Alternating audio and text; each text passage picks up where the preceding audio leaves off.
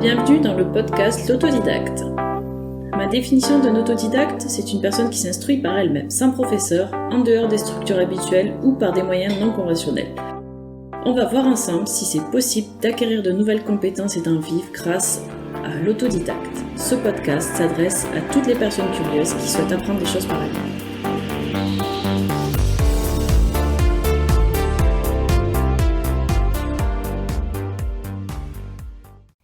Bonjour à tous, je suis ravie de vous accueillir pour ce nouvel épisode de l'autodidacte. Donc ça sera notre épisode 4, enregistré avec Thibaut. Et je me suis rendu compte en montant l'épisode que j'avais eu un gros souci de micro et je m'en étais pas rendu compte pendant l'enregistrement. Vous le savez ou vous ne le savez pas, mais je ne suis pas une professionnelle du podcast. J'apprends au jour le jour, à chaque podcast. Donc je suis vraiment désolée pour la qualité du son, de mon son, parce que le son de Thibaut est très bien et le contenu est quand même très riche, donc ça m'embêtait d'enlever ou de refaire et de pas peut-être avoir les mêmes résultats. Et j'espère que ça sera pas trop horrible pour vos oreilles. Je vous promets d'essayer de mieux faire la prochaine fois et dans mes prochains enregistrements. Bon épisode.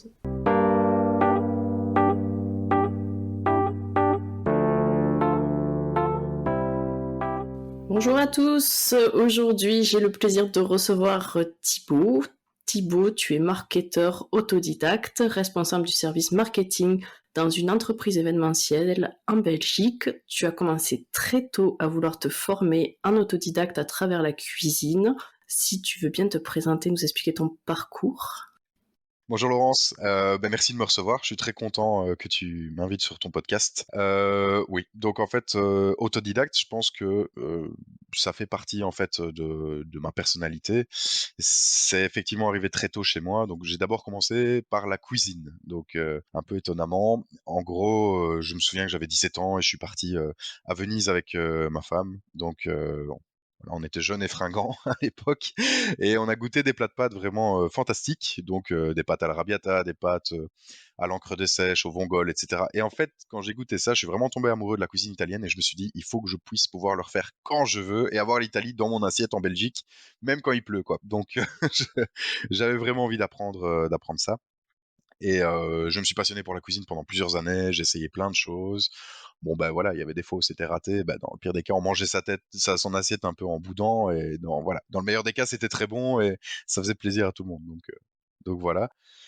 C'est pas la seule chose que j'ai appris. J'ai aussi appris à voilà la permaculture, le jardinage, etc. En fait, j'ai envie de dire une chose en a entraîné une autre. Et je me suis mis en fait à apprendre plein de choses comme ça. Maintenant, c'est très, très facile avec internet. Il suffit juste, d'avoir un peu le feeling pour apprendre comme ça. On peut vite, retomber sur ses pattes et apprendre, plein de sujets, quoi.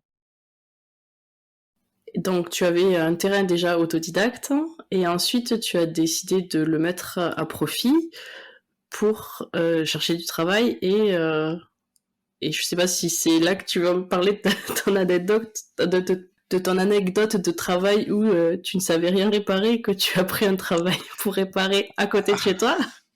C'est ça.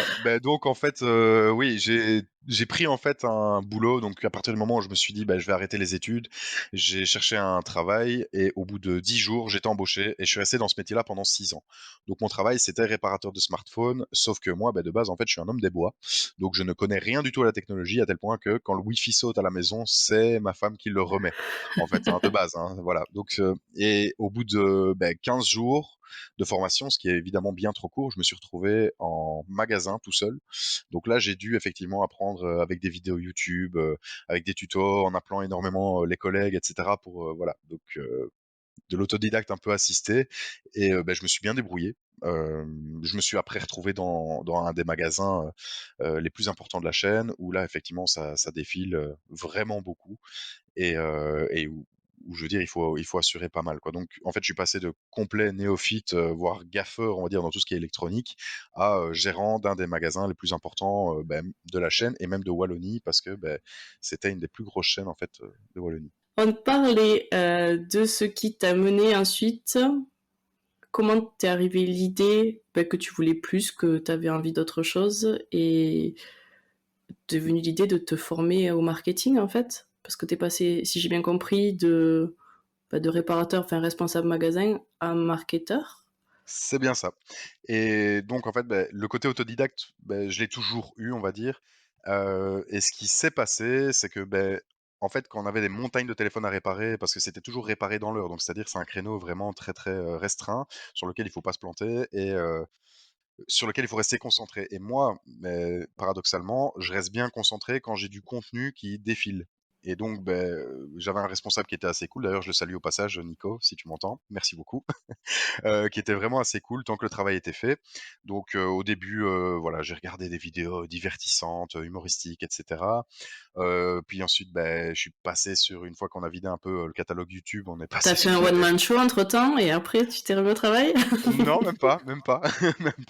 Mais voilà, j'ai commencé à regarder des reportages Arte, puis des reportages sur la permaculture, des reportages sur la cuisine, etc. Et à un moment donné, je me suis dit que j'allais mettre ça un peu plus à profit dans mon travail, dans le sens où quand on est réparateur de téléphone, généralement, la connaissance de base, c'est les écrans, les batteries, les connecteurs de charge, les appareils photo, des réparations basiques, quoi. C'est vraiment du remplacement de pièces. Mais par contre, dès que c'est un souci de carte mère, on déclare que l'appareil est hors service. Et moi, ça m'a toujours intrigué. Et étant devenu assez qualifié, je veux dire, dans toutes les réparations basiques, à un moment donné, on a envie de creuser, d'aller un peu plus loin. Et donc, je devais m'intéresser en fait à la micro-soudure. Sauf qu'avec l'emploi du temps qu'on avait au magasin, j'avais effectivement pas le temps de me former et personne, je veux dire, dans l'entreprise n'était assez calé que pour me former ou on n'avait pas le temps, quoi. Voilà. Donc j'ai acheté en fait une formation sur Udemy à 150 euros. J'ai acheté tout le matériel nécessaire, donc j'en avais peut-être pour 300, 400 euros en tout. Et on avait des vieilles carcasses qui traînaient au magasin. Donc là, j'ai commencé à m'entraîner au microscope, à souder des puces, des résistances, des choses comme ça. Et en fait, il se trouve que j'ai même su réparer quelques appareils de clients. Donc là, vu ce qu'il fallait apprendre pour savoir maîtriser un peu la microélectronique, je dis pas que j'étais expert, hein, je veux dire, mais en tout cas, j'avais des bases assez pour réparer certains téléphones. Ben, j'ai dû apprendre l'électricité, les circuits, avoir vraiment la minutie de savoir souder au microscope. Je me suis dit, en fait, il y a peut-être plus que ça. Et moi, quelque chose qui m'était toujours resté, c'était le marketing. Et j'ai commencé à consommer énormément de contenu à ce sujet, un peu tous les jours, hein. Au début, un petit peu, hein, je veux dire, entre quelques vidéos divertissantes, puis de plus en plus. Et puis, en fait, les vidéos divertissantes ont vraiment disparu. Et je me suis concentré que là-dessus. Et c'était il y a combien de temps que t'as commencé ça? J'ai commencé ça il y a un peu plus de 2 ans, je veux dire, parce que, ça a été assez vite, en fait, hein. Ça a été assez vite à partir du moment où je me suis décidé. J'ai acheté aussi une première formation en blogging, qui m'a bien aidé, en tout cas pour, obtenir le travail que j'ai eu maintenant, pour avoir des bases dans tout ce qui est, site internet et cetera. Maintenant toutes les autres bases du marketing, tout ça, je l'ai appris sur le côté sans forcément cette formation-là. Et tu me disais que t'écoutais du coup des podcasts sur tes trajets de voiture, matin et soir, et qui traitaient justement du marketing, purement du marketing.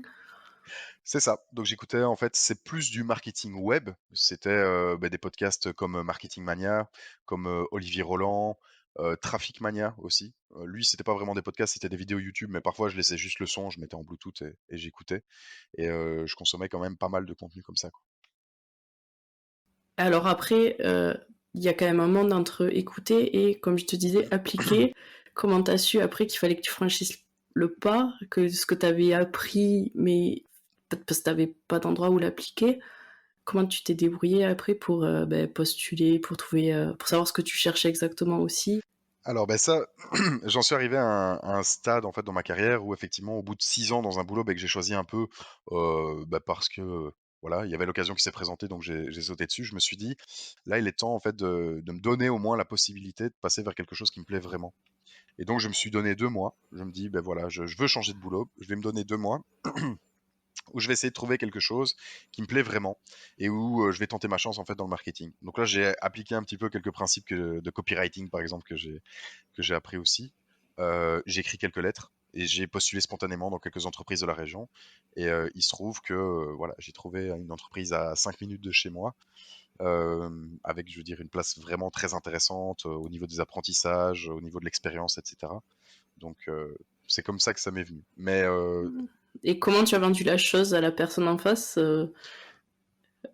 Alors, Ben, parce que ça, comme on donc, en a parlé déjà, mais il y a quand même une notion, enfin en France, en Belgique, c'est la même, qu'il y a quand même des métiers où il faut avoir un diplôme et c'est quand même plus réconfortant, ou même les entreprises cherchent des personnes diplômées dans certains secteurs. Et comment tu as fait pour te démarquer justement d'une personne, par exemple, parce que j'imagine, enfin, je veux pas m'avancer, mais je pense que t'étais peut-être pas le seul en lice pour ce poste-là, mais tu as réussi à te démarquer quelque part. alors, vu qu'ici c'était une candidature spontanée, il n'y avait pas forcément d'autres candidats. Donc Ah, ça, ils c'était la recherchaient chance. pas, d'accord, j'ai Ouais, cru qu'ils recherchaient, ok. non, il y a quand même eu le facteur en fait du bon timing qui est vraiment rentré en jeu. Donc il fallait un peu de chance dans l'équation. Et le facteur du bon timing est arrivé dans le sens où il y a eu le Covid. Donc le responsable marketing était parti juste avant le Covid.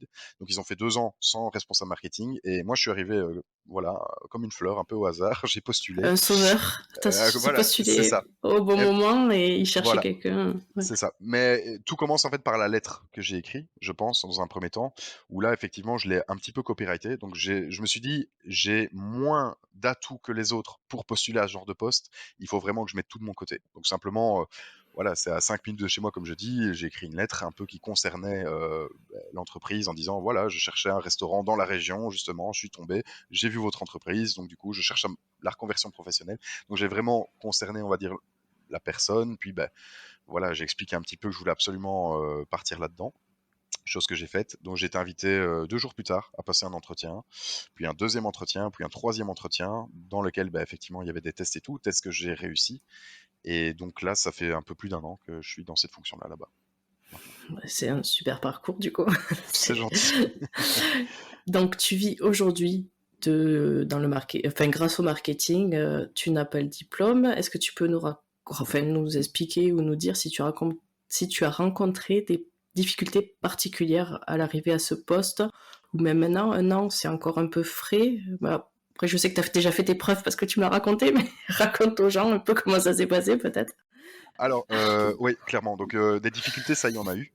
Parce que, ben, comme tu le disais tantôt, bien sûr, en s'intéresser au marketing tout seul dans sa voiture, à lire des livres et des choses comme ça, et pratiquer du marketing de terrain 8 heures par jour, il y a un monde de différence. Je le savais, mais maintenant, voilà, ça m'a pas démonté. Je me suis dit, de toute façon, là, je suis dans la situation telle qu'elle est, il faut que j'apprenne, il faut que je donne tout, et voilà.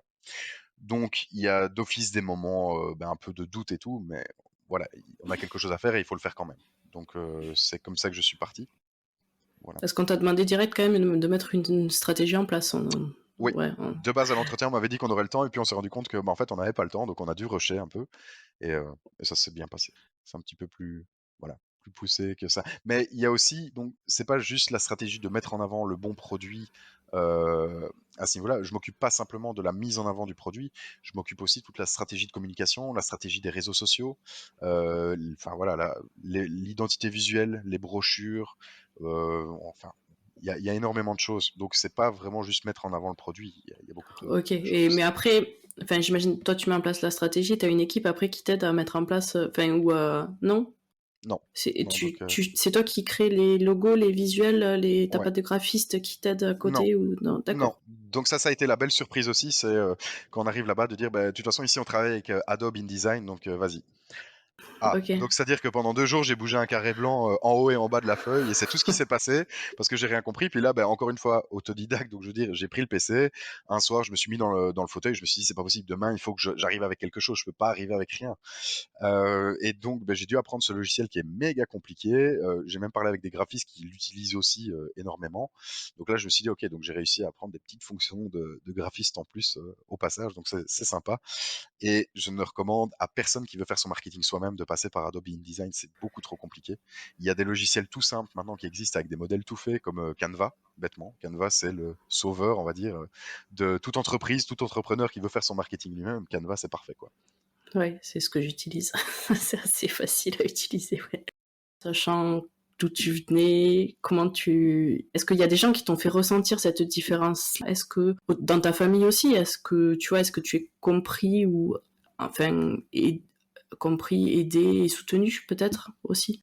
Au niveau professionnel, on va dire, il y a de toute façon, je pense que ma responsable qui m'a engagé, qui m'a posé la question du diplôme. Donc il y a qu'elle, je pense, qui le sait ou peut-être qu'elle en a parlé. Enfin, moi, personnellement, ça ne me dérange pas, à partir du moment où on me laissait la place pour faire mes preuves.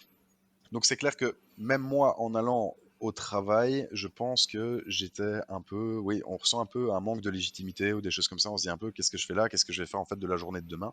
Parce que on connaît pas bien le métier non plus, quoi. Comme je disais, entre apprendre sur un podcast et le faire toute la journée, c'est fort différent.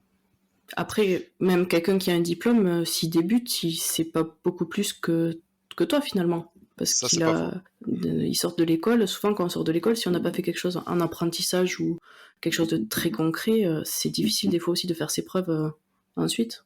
Ouais, c'est pas faux. Et puis de toute façon, le temps m'a donné un peu raison avec plusieurs trucs. Donc, par exemple, pendant justement les 2 années de Covid où il n'y avait pas de responsable marketing là-bas, ils ont externalisé quand même pas mal à une entreprise de marketing que je ne citerai pas, qui prenait plusieurs milliers d'euros par an pour gérer les réseaux sociaux, pour aussi plusieurs milliers d'euros par an pour gérer les ads. Et les réseaux sociaux, moi quand je suis arrivé, c'était catastrophique. C'est-à-dire on avait soit pas de réaction, soit une réaction. Donc vraiment, il n'y avait aucun engagement, il n'y avait rien du tout, il n'y avait pas de communauté, rien du tout. Les ads, c'était pareil. Donc il y avait du budget qui partait, mais par contre, il n'y avait pas de rapport sur ce qui rentrait. Donc moi, quand je me suis rendu compte de ça, la première chose que j'ai fait, c'est me dire, OK, on va arrêter d'externaliser chez eux. On va passer, de toute façon, moi, je comptais passer vers une stratégie beaucoup plus axée SEO et inbound marketing. Donc inbound marketing, c'est vraiment délivrer du contenu, créer une communauté, etc., pour avoir un autre retour, en tout cas que celui qui est vraiment du contenu payant et des pubs, etc., quoi. Et donc, je suis passé par une autre agence qui, elle, m'a soutenu dans cette stratégie SEO qui s'appelle UPartner, qui est à Namur, qui est vraiment une agence super et qui m'a permis justement aussi d'implémenter ce genre de choses. Tu as remis en place une stratégie en internalisant un peu plus et en faisant économiser finalement les prestations parce que la prestation de service est plus chère que d'internaliser. Et donc, tu as eu des résultats escomptés, attendus On a grâce eu à des... ces... Il En y a eu fait, des hauts débats. Combien de temps il a fallu aussi pour que ça se voit et que ça se mette en place un petit peu? Parce que le SEO, c'est... c'est compliqué. C'est simple et compliqué, mais c'est pas quelque chose que tu vois de suite si ça marche ou pas, en fait. exactement. Donc ça m'a pas rassuré tout de suite en fait dans ma démarche. Donc c'est-à-dire qu'en plus d'avoir le doute, j'ai eu quelques longs mois d'attente en me disant de toute façon je sais que ça va payer à un moment donné mais je ne sais juste pas quand. Donc pendant cette période d'attente, là j'ai vraiment oui, je me suis quand même posé des questions de savoir OK, est-ce que je suis parti dans la bonne direction même si au fond de moi je savais que oui. Et à la fin en fait les résultats qui ont été apportés, c'est-à-dire on a stabilisé le nombre de demandes en coupant tous les budgets AdWords. Euh, et on a divisé, on va dire, oui, le budget marketing, on lui a retiré, je pense, un quart, et en ayant les mêmes résultats, voire mieux. Donc, du Donc, coup, AdWords, on est d'accord, c'est le SIA, c'est ça. le référencement payant où on achète des mots, c'est ça, et qu'on essaye de C'est ça. monter dans les moteurs, ou des contenus sponsorisés, des choses comme ça. Voilà, c'est ça. Et donc, ça, il y avait des budgets qui étaient vraiment énormes, faramineux, sur lesquels on n'avait pas de résultats calculés. Et ici, moi, tous mes résultats sont calculés, recensés, etc. Donc, on voit qu'effectivement, ce que je fais n'est pas mauvais. Donc, maintenant, je pense que si dans toute la boîte, ça se savait que j'ai pas le diplôme en marketing, personne, ça ne choquerait personne parce que tout ce qui est visuel, tout ce qui est design, etc., je gère, tout ce qui est référencement, tout ce qui est site internet, tout ce qui est contact client, emailing, etc. Tout ça, ça passe bien. Donc, il y Et a tout le donc, reste tu aussi. fais vraiment tout de A à Z, la rédaction web, tout Ouais. ce qui est... Ouais. C'est ça. À part la partie que j'externalisais un petit peu dans l'agence dont j'ai parlé, tout le restant c'est moi qui fais. Donc j'ai dû apprendre en fait, et c'est là que c'est pratique d'être autodidacte dans un métier du marketing, c'est qu'en fait on peut toucher à tout, absolument tout, et il faut savoir s'adapter assez vite. Et bon, à partir du moment où on a une bonne méthode pour apprendre, évidemment ça aide. Après, moi, j'avais vu, de toute façon, une définition de marketeur, parce que quand je cherchais des métiers un peu...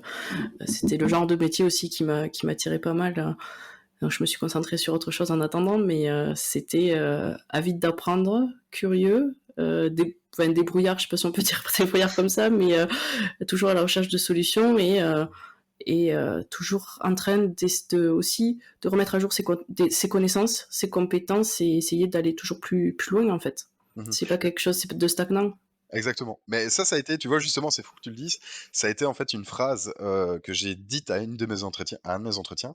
C'était, bah écoutez, je vous garantis pas que j'ai la réponse à ce que vous cherchez. Par contre, je vous garantis que je peux vous la donner. Hmm.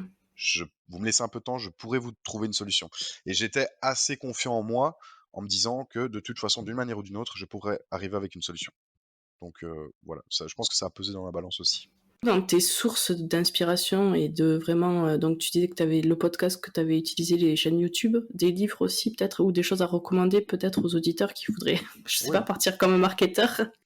Ben, moi, j'ai plusieurs pistes justement que je peux conseiller, et ça concerne pas juste les sources en fait. Je pense que ça concerne aussi l'état d'esprit dans lequel on doit se trouver, quelques petits trucs que moi je recommanderais si quelqu'un veut voilà apprendre un métier du marketing demain. Je peux donner deux trois petites astuces. D'abord, il faut avoir un objectif et rester fixé dessus. Maintenant, pour rester fixé sur quelque chose, il suffit pas de se dire je le veux à fond, je le veux à fond quoi. Si on a quelques petites aides, ça peut être pas mal. Et moi, par exemple, j'avais une vidéo que j'écoute depuis, je pense, 9 ans, que j'ai d'ailleurs téléchargée et que j'ai mis en lieu sûr sur tous les disques de externes que j'ai, qui s'appelle Why Do We Fall sur YouTube. Donc pourquoi est-ce qu'on tombe? Et c'est une vidéo de motivation comme ça sur YouTube et qui m'a énormément inspiré et qui m'a aidé même dans les moments un peu plus compliqués, je veux dire, à garder le cap. Des vidéos comme ça, j'en ai deux trois, hein, je veux dire assez qui me garde bien dans le cap en tout cas. Donc il faut quand même avoir ce mojo, ce moteur, je veux dire, il faut en trouver un. Et Et se recentrer, c'est ça que tu veux dire? Si on c'est a ça, l'impression de s'éparpiller ou des choses comme ça, toi, c'est c'est ça. ces vidéos-là qui te permettent de te recentrer sur ton objectif ou sur ton cap et tenir ton cap. Ça m'aide, en tout cas. C'est pas uniquement ça, mais on va dire que ça m'aide. C'est facile, on lance YouTube, on remet la vidéo qui inspire, par exemple, et voilà. Pour d'autres personnes, ça peut être autre chose, hein. Je veux dire, ça peut être une photo. Je sais bien, dans certaines méthodes, on peut, comme blogueur pro, par exemple, on va proposer d'imprimer carrément une photo de l'objectif et de la mettre devant son bureau Ou et un de la voir tableau tous les jours.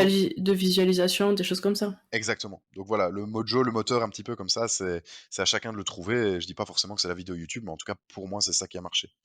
Ensuite, si je peux encore continuer sur les principes à donner comme ça, il y a la capacité à cerner les principes importants.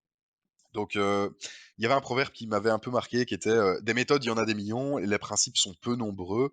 Et l'homme qui comprend les principes peut sélectionner ses propres méthodes, et celui qui comprend les méthodes en ignorant les principes est sûr de rencontrer des problèmes.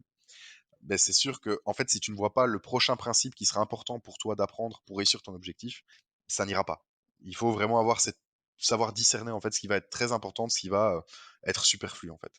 Je me demandais, parce qu'en parlant avec plusieurs personnes, je me suis rendu compte que le terme autodidacte était quand même assez flou ou qui pouvait avoir des définitions différentes selon les personnes. Donc j'aimerais avoir, toi, ta définition d'un autodidacte. C'est quoi pour toi vraiment un autodidacte? Est-ce qu'il y a un flou ou est-ce que c'est vraiment clair dans ta tête? Alors, pour moi, oui, il y a un petit flou quand même parce que autodidacte, en gros, c'est apprendre quelque chose sans professeur. Mais de nos jours, en gros, si quelque chose me pose problème, moi, je vais avoir tendance à aller acheter une formation pour compléter en fait ce que j'ai déjà commencé à apprendre. Donc est-ce que c'est vraiment être autodidacte ça ou pas?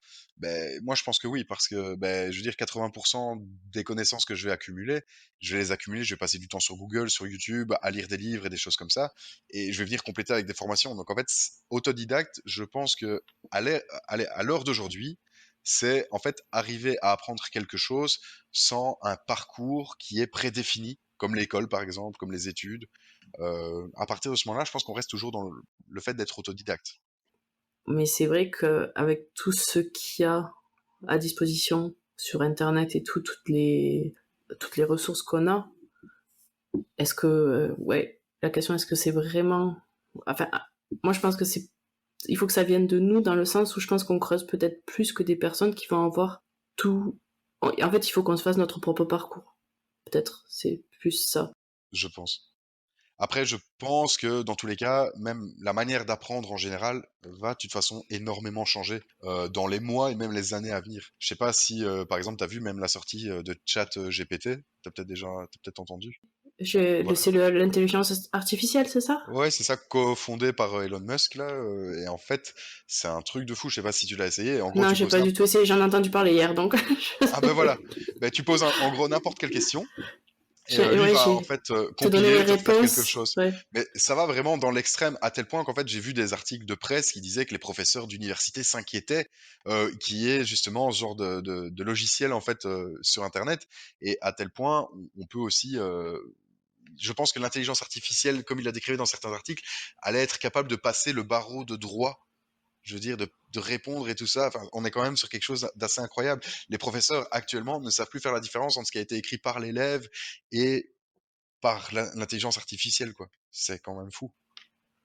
Ouais, bah après c'est pour des choses qui sont pas faites en présentiel. Normalement, même si quelque chose est fait à la Oui. maison, enfin, il n'y avait pas l'intelligence artificielle, mais t'avais toujours un T'avais cousin toujours ou papa-maman. t'avais toujours papa et maman pour te faire un truc. Donc, enfin, papa et C'est pas maman, ça faux. dépendait des papa et maman, mais Ouais, c'est ça. mais ouais, c'est pour les trucs en présentiel quand même. Je pense que c'est pas encore. Enfin, je sais pas. Les trucs en Oui. présentiel, non, ça marchera moins, hein. Je pense que... Bah après c'est pareil pour l'écriture. On parlait tout à l'heure, enfin du copywriting et tout, ou même des rédacteurs web, il y a certains logiciels même de référencement naturel qui te proposent une aide d'intelligence artificielle pour faire tes articles selon les mots-clés, les choses comme ça, et qui te donne en gros le, la structure de ton article pour avoir le... T'en as jamais entendu Si, parler de si. ça? Ouais. J'en ai Tu l'as déjà vu. utilisé? Attends, J'ai déjà enfin, utilisé. Maintenant, je les ai pas utilisés à titre personnel, ni même pour l'entreprise pour laquelle je travaille, mais j'ai pu les et après, utiliser il disait quand et même que tester. ça avait ses limites Mhm. parce qu'au bout d'un moment, il faut quand même avoir. Enfin, c'est comme les logiciels. Enfin, sur. Moi, j'ai un site WordPress par exemple. On va peut-être trop dans la technique là, mais il y a des logiciels qui te permettent d'optimiser. Euh, ils se rendent pas compte si tu utilises les pluriels ou des synonymes ou des choses comme ça. Ils te mettent du vert alors que des fois ça veut pas forcément dire quelque chose. Donc en fait, il y a quand même des limites à tout ça, à l'intelligence artificielle. Et je pense que, enfin, j'espère en tout cas qu'on a encore l'humain qui va se servir de sa jugeote et qui pourra pallier à ça. Mais je pense, en tout cas c'est mon avis, je pense que l'intelligence artificielle, elle va remplacer d'une manière ou d'une autre pas mal de postes, mais pas dans la totalité. Si je prends par exemple le métier de traducteur, donc moi par exemple, ma femme a fait des études de traduction, elle a fait 5 ans, mais entre le moment où elle a commencé et le moment où elle est sortie, tu as eu tous les logiciels genre Google Trad, DeepL, etc. qui sont sortis et qui sont devenus hyper performants. Est-ce que ça veut dire que le métier de traducteur a disparu? Pas du tout. Il y en a encore besoin. Tu vas, je veux dire, dans les consulats ou dans les choses comme ça, tu as toujours un traducteur. Dans les grandes entreprises, tu as toujours des traducteurs. Moi, par exemple, là où je suis embêté tout le temps parce que effectivement, je dois traduire en néerlandais. Je parle pas néerlandais, j'ai des bases, mais pas de quoi faire de la communication commerciale. Mais j'utilise DeepL pour avoir une base. Mais quelqu'un qui lit ça, quand tu sais l'importance des mots dans le copywriting, ben, évidemment, on peut pas s'en satisfaire pour faire de la communication commerciale. C'est impossible. Oui, mais même, enfin, même Google Trad, quand tu parles un petit peu anglais ou des choses comme ça, enfin, ça va bien pour avoir des bases, comme tu dis, C'est ça. savoir un peu, mais après, tu sais que c'est des tournures de phrases, des choses comme ça, tu peux pas utiliser ça. Enfin, c'est pas des choses qui sont, enfin, c'est pas de la traduction mot pour mot. C'est ça. Donc, il y aura forcément, ouais, l'intervention quelque part enfin, heureusement, de l'humain. Je pense. Maintenant, on verra le futur nous le dira, mais c'est clair que l'intelligence artificielle, comme tu la retrouves dans ChatGPT, justement, ben, là, on voit que c'est évolutif et que ça se perfectionne avec le temps. Ça apprend des erreurs, ça apprend de toutes les informations que les humains vont mettre sur Internet et ça va le rendre de plus en plus pointu. Maintenant, est-ce que les gens sont prêts pour ce genre de choses aussi? Voilà, il y a Mm. plein de facteurs qui vont rentrer en compte. Il n'y a pas juste la performance, il y a le fait aussi, ben, oui, est-ce que des grosses révolutions, il y en a toujours eu? Est-ce que c'est pour ça qu'elles ont toujours été adoptées à 100%? Non, parce il suffit d'un facteur qui empêche ça. Donc, je suis pas sûr que ça va remplacer tout de suite ou même dans les prochaines années. Donc, on Ouais, verra. j'espère. Écoute, moi, je suis plutôt optimiste. J'espère pas, en tout cas. J'espère aussi. Je voulais savoir quel genre d'élève tu étais à l'école. Si c'était quelque chose que t'aimais bien, si c'était quelque chose que t'aimais pas du tout. C'est une très bonne question parce que j'hésitais à en parler, mais bon, voilà. Alors, tu veux savoir quel genre d'élève j'étais? C'est ça. Ben, j'étais l'élève depuis la primaire à regarder au travers de la classe. Tu vois. Donc, si j'étais vraiment forcé de faire quelque chose, ben, j'allais quand même m'y mettre, etc. Mais j'ai jamais eu des notes exceptionnelles, sauf dans les sujets. Donc, ça, c'est vrai qu'on n'a pas parlé des études. J'y reviendrai après pour les études supérieures. Mais en tout cas, pour tout ce qui était secondaire, par exemple, tu vois, j'étais le genre d'élève, je me faisais livrer des pizzas en classe, où on faisait des batailles de bouts de gomme, où on faisait des blagues, tu vois. Moi, j'attachais les portes entre elles, tu vois, des professeurs pendant mes heures de fourche. On toquait sur les deux, et quand ils ouvraient, ben ça s'ouvrait pas. Ou alors, tu vois, bon, ça c'était moins marrant, mais on prenait des poubelles de PMC, tu vois, on les mettait contre la porte, on toquait, puis tu partais, et puis ben, quand tu ouvrais la porte, tout se déversait, enfin, tu vois. Mais voilà, je pense que de manière générale, ça restait assez gentil, mais j'étais plutôt blagueur, farceur, et pas très très intéressé par le parcours scolaire tel qu'il m'était présenté en tout cas. Voilà. Ensuite, ben, j'ai fait des études supérieures ben, parce qu'il fallait en faire. Je me suis dirigé vers le marketing et vers les relations publiques. Maintenant, il faut savoir que j'étais pas dans les bonnes conditions, je veux dire, pour faire des études. Je venais de perdre un de mes parents à ce moment-là, donc j'étais vraiment pas la tête à ça. Malgré tout, ben, en marketing, en communication et tout ça, j'arrivais à avoir des bonnes notes. Mais par contre, dans tout ce qui était comptabilité, droit, etc., j'étais busé de chez busé parce que j'allais pas au cours en fait. Donc toutes les soirées, ça je les faisais, mais par contre, voilà, j'allais pas plus loin dans le parcours scolaire, on va dire. Voilà, donc j'étais Et pas très très bon élève entre guillemets. avec le recul, toi, tu analyses comment ça? C'est que c'était pas assez intéressant ou ça mettait pas assez ta curiosité en valeur? Ou, ou t'avais pas la maturité? Parce qu'il y a eu aussi, moi, un moment où je me suis dit, comme tu disais, j'étais plus intéressée par le sport, les copains et sortir que de faire, enfin, que de travailler vraiment sur mes études, quoi. Moi, je pense que ça a été un mélange de tout. Je pense que le système n'était pas adapté pour moi ou j'étais pas adapté justement au cours comme il s'était donné. Il y a ben, le fait que je suis quelqu'un de très créatif et rester assis ben, 8 heures par jour pendant des années, ça étouffe un petit peu. Donc, je me retrouvais pas en fait dans ce genre de choses. Et au final, comme tu dis, peut-être la maturité aussi. Peut-être que j'avais pas la maturité que j'ai maintenant, parce qu'au final, ce que je fais maintenant à apprendre le marketing, ben, quand j'étais aux études, j'aurais très bien pu le faire. Donc voilà, j'étais pas prêt à l'époque, je pense. Et ensuite, ben, là, je suis en train de rattraper un peu tout le retard. Donc c'est pour ça qu'en fait, si tu bosses bien aux études, ben, plus tard, tu dois pas forcément bosser le soir pour rattraper ce genre de choses, parce que tu auras le Oui, diplôme, quoi. mais après, faut-il savoir aussi, à 18 ans, moi, c'est pareil, je savais pas ce que je voulais faire. Enfin, j'admire les gens, enfin, ou les jeunes qui, à 18 ans, savent déjà où ils veulent partir, dans quoi ils veulent partir.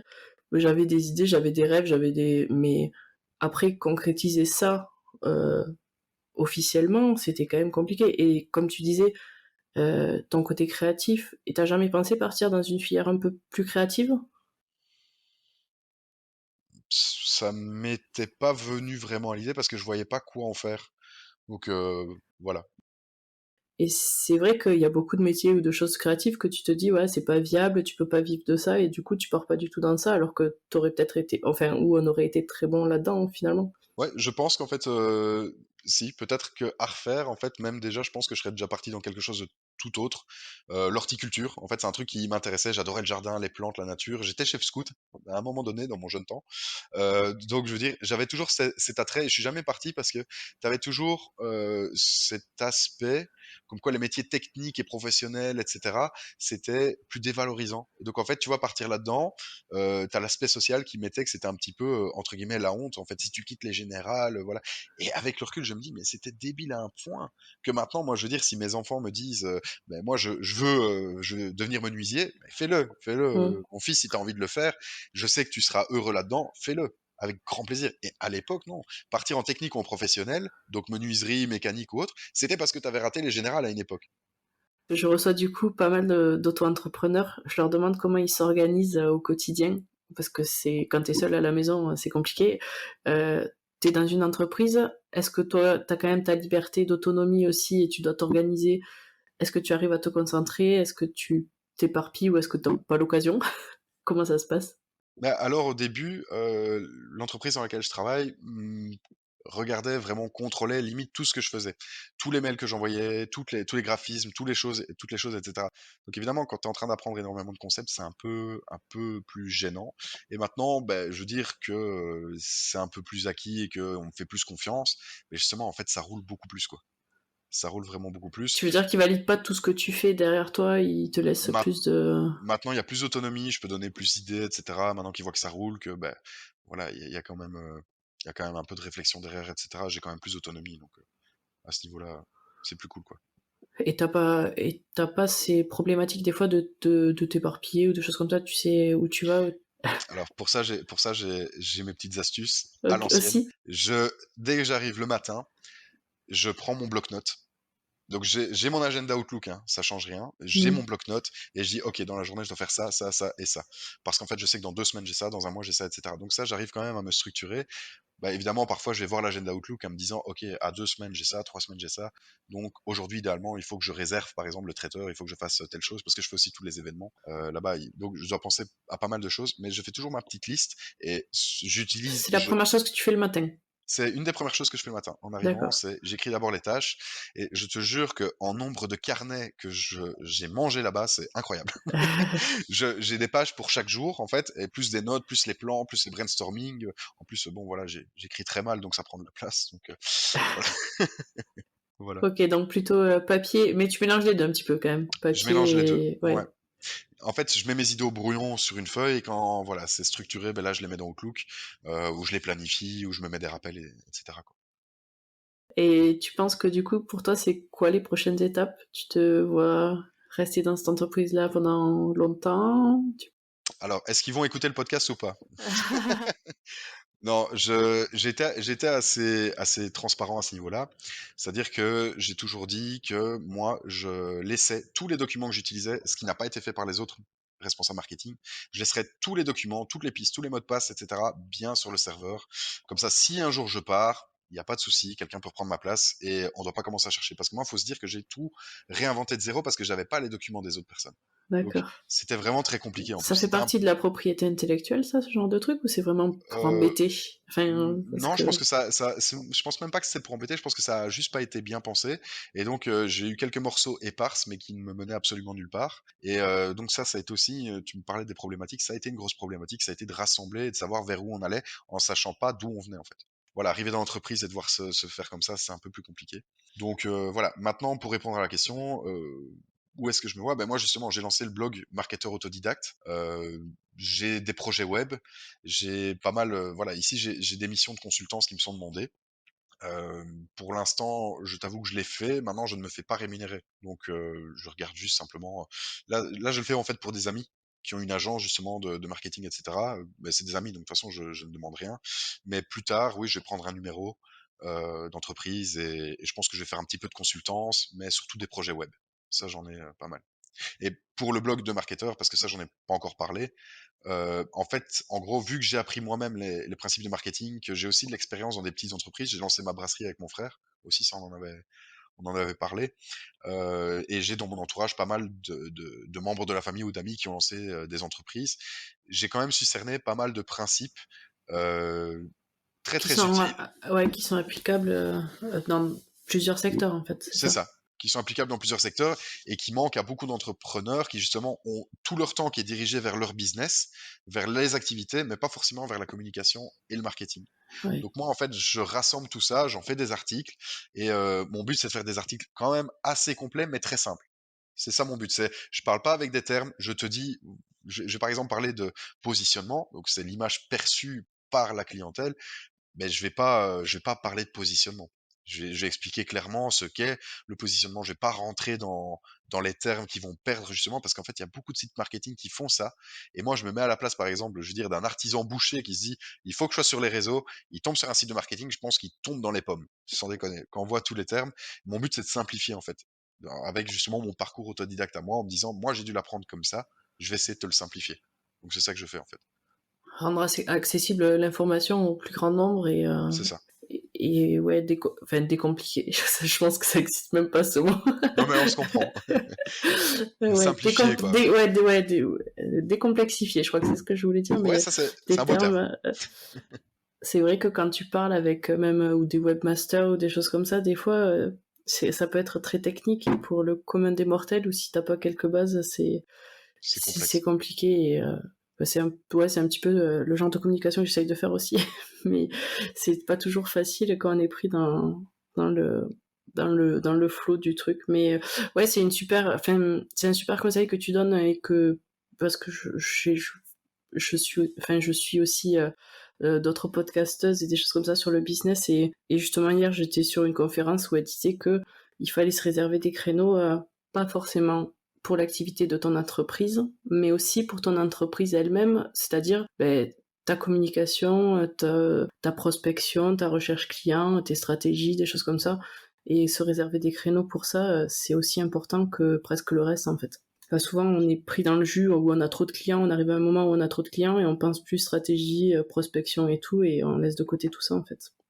C'est ça. Et ouais, donc c'est un super conseil.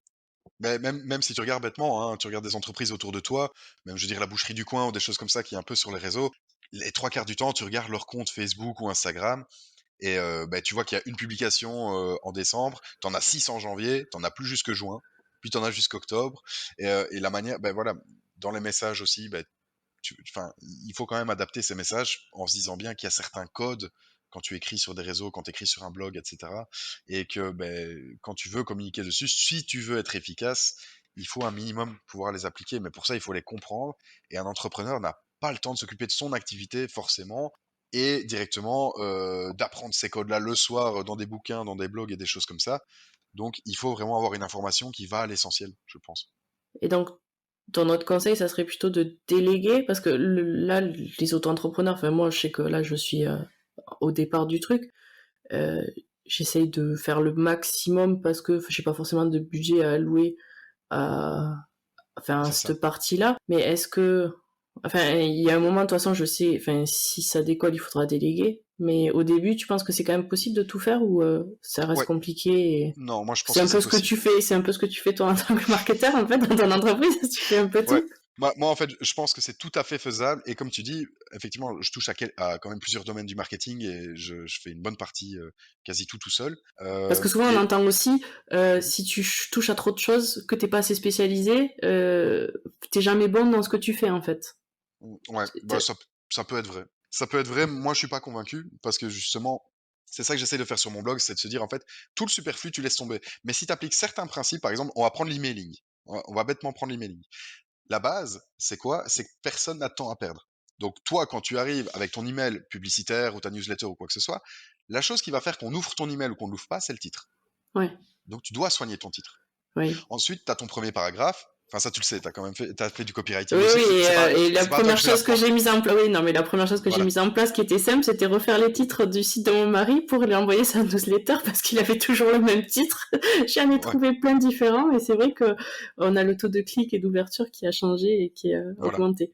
Donc, en fait, ce que je dis, c'est qu'au début, effectivement, et ça, j'en parle quand même sur mon blog, c'est qu'il y a soit la solution d'externaliser si tu en as le budget. Donc, ça, c'est bien, parce que tu n'es pas forcément obligé de te passionner pour le marketing. Si tu es passionné d'autre chose, je veux dire, de ta catégorie à toi, tu n'es pas obligé de te passionner pour le marketing. C'est pas une compétence qui est absolument requise, mais je pense que c'est bien d'avoir des notions et je pense que c'est bien de pas se perdre dans le flux d'informations que tu as et juste de sélectionner celles qui vont marcher, celles qui vont vraiment à l'essentiel. Donc effectivement, pour l'emailing, ça peut être le titre, le premier paragraphe et ton objectif commercial derrière avec tes appels à l'action. Mais quand ça va être sur du SEO, ben le SEO, c'est excessivement vaste. Tu as Google qui va prendre plus de 200 critères en compte, on les connaît pas d'ailleurs, pour bien C'est le classer ton jeu, site. C'est le c'est ça jeu, qui est rigolo. c'est le jeu de les trouver.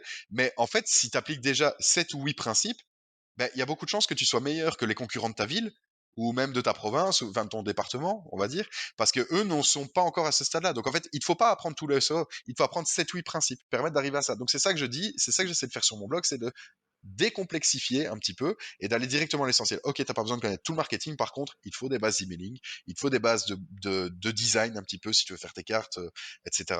Il te faut quand même des bases de web, hein, vêtements, de SEO, etc. Donc, J'ai entendu aussi quelque chose hier qui m'a fait un peu, enfin, parce que moi à la base je suis quand même pas du tout réseaux sociaux. Je fais un épisode de podcast là-dessus pour expliquer un peu d'où je pars et où j'essaierai d'arriver, je sais pas où, mais je suis quand même, enfin j'ai envie quand même de promouvoir le podcast. J'ai envie que les gens écoutent et pas forcément pour monétiser ou quoi que ce soit. Hein, mais c'est juste que je trouve que l'idée est bien. Elle est de moi, mais pas que. Mais les parcours que je reçois sont inspirants aussi et j'ai envie de les partager.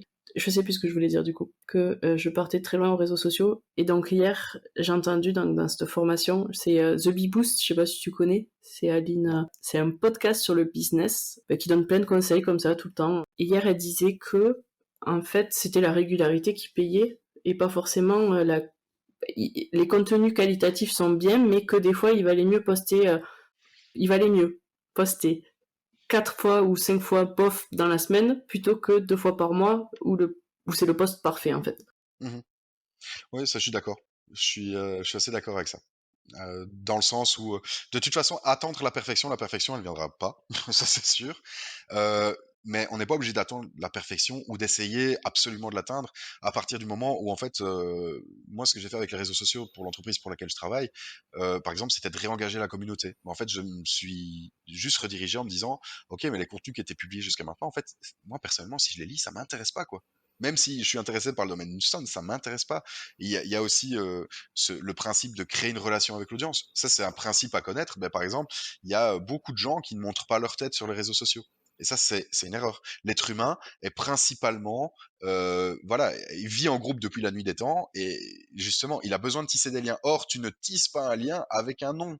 Tu tisses un lien avec un visage, ou alors si c'est une grosse entreprise, pas forcément avec un visage, mais avec les valeurs de la marque. C'est pour ça que tu as des mascottes dans les marques, où tu as les marques qui vont payer des millions pour avoir justement quelqu'un de très connu. C'est pour donner en fait un visage, donner les valeurs de la personne qu'elles vont payer, l'athlète ou l'acteur ou quoi, pour que ce soit associé à la marque et que ce soit cool. Georges Clooney avec Nespresso, ben, il est classe. Nespresso, c'est classe. Voilà. Et donc, on paye Georges Clooney pour avoir ces valeurs-là.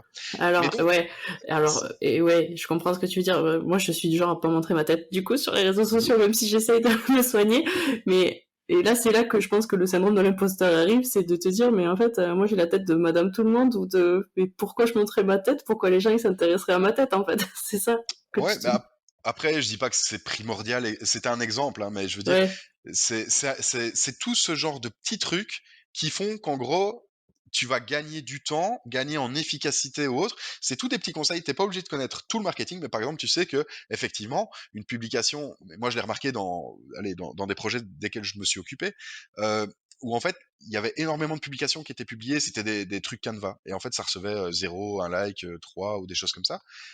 Et en fait, quand tu analysais un petit peu plus bas, tu voyais qu'en fait, les visages des gens étaient mis et que là, il y avait 15 likes, il y avait des commentaires, il y avait des partages, il y avait des choses comme ça, des interactions.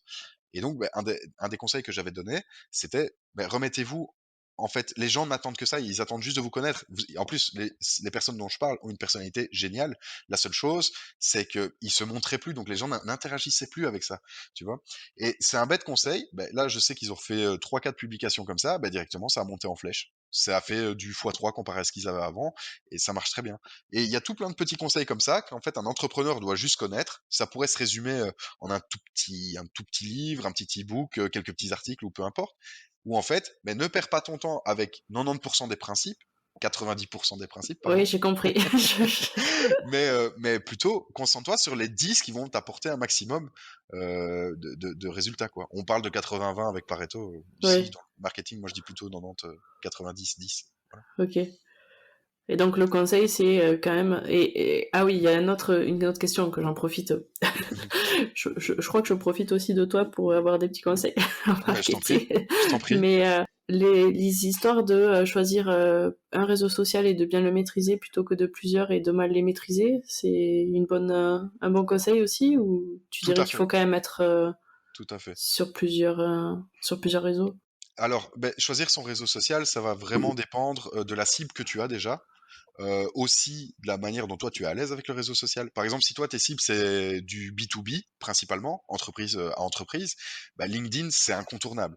C'est un des réseaux sociaux, je pense que je sais plus combien de fois de taux de conversion tu as en plus sur LinkedIn, mais c'est incroyable. Il faut regarder. Il faudrait que je retrouve en fait les sources parce que justement j'avais regardé tout ça. Et c'était incroyable, c'était vraiment énorme comparé à Facebook ou Instagram ou des choses comme ça. Tu as quelque chose de visuellement très intéressant, Instagram ou Pinterest vont être plus intéressants. Facebook, tu veux créer une communauté ou tu veux pouvoir communiquer librement, un peu plus, voilà, tu veux avoir une communication un peu plus libre et créer vraiment une communauté qui va être assez forte, ben Facebook, ça va être la solution. Et effectivement, être à la fois sur LinkedIn, Instagram, Facebook, Pinterest, ça va être super chronophage, par exemple, si tu veux être sur tout en même temps et ça va pas être efficace. Et alors, moi, c'est un truc de fou que j'ai rencontré donc dans mon parcours ici en entreprise.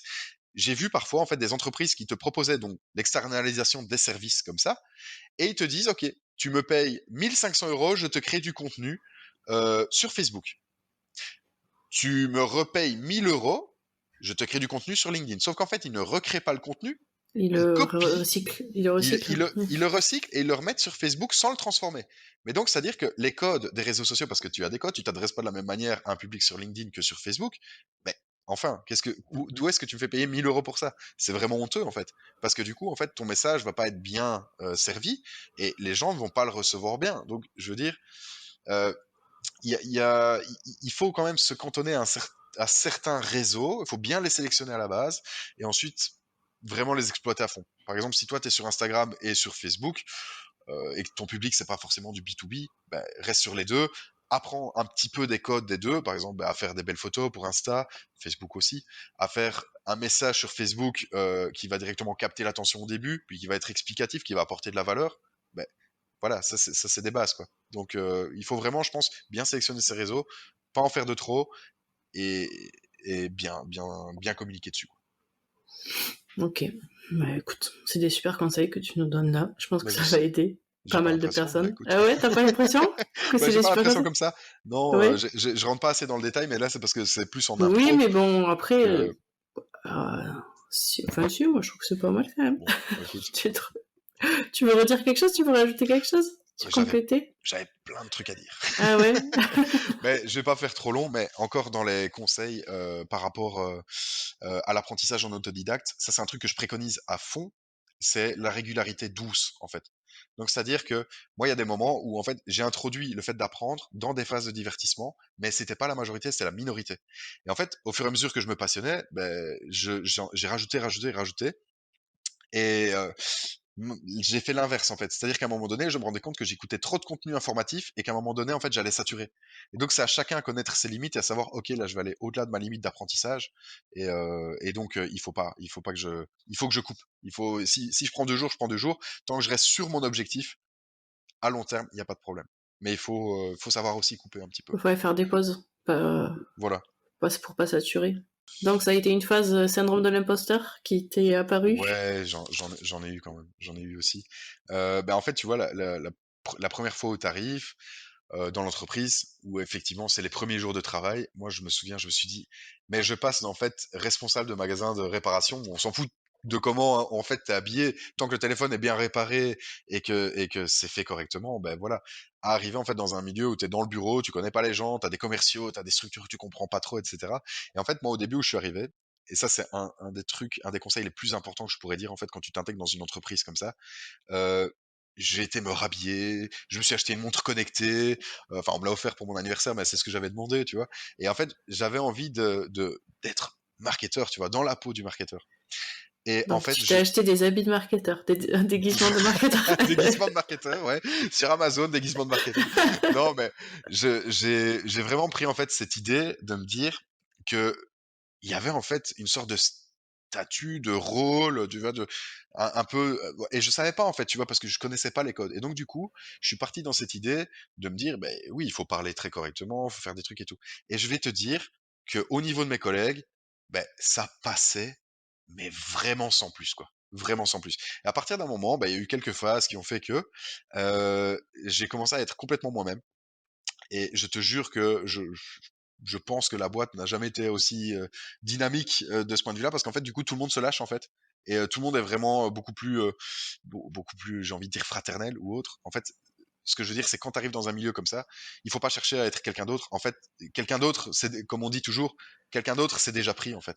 Toi, tu es unique, va te présenter de manière unique et va te présenter comme tu es toi, et en fait, tu seras beaucoup mieux reçu, ce sera beaucoup plus simple, etc. Il faut pas en fait te dire que Parce que tu penses qu'ils avaient senti que tu jouais un rôle ou que t'étais pas complètement naturel peut-être et du coup ça gardait une certaine barrière. peut-être. Il y avait aussi d'autres choses, hein, mais je pense que ça a quand même vachement joué. Et donc voilà, moi c'est un des conseils principaux, c'est de se dire, euh, faut se faire Rester confiance à soi-même. 200%, exactement, et Mm. rester soi-même. Ouais. Ok. Et donc pour un petit message de fin, si t'avais, je sais pas, une pensée. Ben, mon message de fin, ben, c'est pour effectivement, ça s'adresse plus aux marketeurs autodidactes ou en tout cas aux entrepreneurs qui veulent apprendre un petit peu la partie marketing. C'est effectivement je pense que c'est nécessaire dans tous les cas d'apprendre des notions de marketing pour tout entrepreneur. Et même si tu externalises, en fait, parce que comme je t'expliquais tantôt, il y a des entreprises qui te font payer des milliers d'euros et au final, ils copie-collent les contenus sur d'autres réseaux. Je suis désolé, c'est pas éthique de faire ça. Ou alors, ils te font payer des sommes et t'as en fait 0 like ou 1 like ou des choses comme ça sur tes publications, ou ils te sortent pas de résultats quand t'as payé une campagne AdWords à 1500 € sur le mois. C'est quand même des choses où en fait il faut quand même que tu aies des notions pour au moins surveiller même quand tu externalises. C'est super important. Mais par contre, c'est pas pour autant qu'il faut se dire que ça va prendre hyper longtemps à apprendre. Il y a des raccourcis que tu peux déjà prendre pour avoir des bases. Ok. Voilà. Tu nous rappelles ton blog, comment il s'appelle? Ouais, Où c'est donc qu'on mon peut le voir? blog, c'est marketerautodidacte.com. Ok. Donc là, je pense qu'il y a 8-9 articles pour l'instant dessus. En fait, j'écris très lentement parce que je fais des articles assez longs, assez complets, mais assez simples. Donc assez simple à comprendre. Quand tu le fais lire à quelqu'un, je veux dire, dans mon entourage, au début, je faisais lire chaque article, etc. Je voulais être sûr qu'en fait, n'importe qui pouvait le comprendre en lisant et donner en fait des vraies pistes, quoi. Vraiment des petits raccourcis comme on en parlait tantôt pour que ça Super. puisse Bah rouler. écoute, moi je pense que je vais aller voir ça aussi. Ça Ah, m'intéresse. super, Je te remercie pour ce avec plaisir. moment passé avec toi. J'ai passé un super moment. Mais moi aussi. On a eu quelques soucis techniques, mais je pense que là, on a quand même du contenu de qualité qui pourra aider quand même pas mal de personnes. Donc J'espère. merci à toi pour ce parcours, ce témoignage et tout. Et je vous dis à une prochaine fois. Merci de m'avoir écouté, laissez-moi vos notes, vos commentaires, ça me permettra de m'améliorer. Si vous avez aimé, partagez avec vos amis, vos proches. Si vous n'avez pas aimé, partagez avec des gens que vous n'aimez pas, ça me va aussi. J'espère à très vite, c'était Lo de l'autodidacte. À bientôt!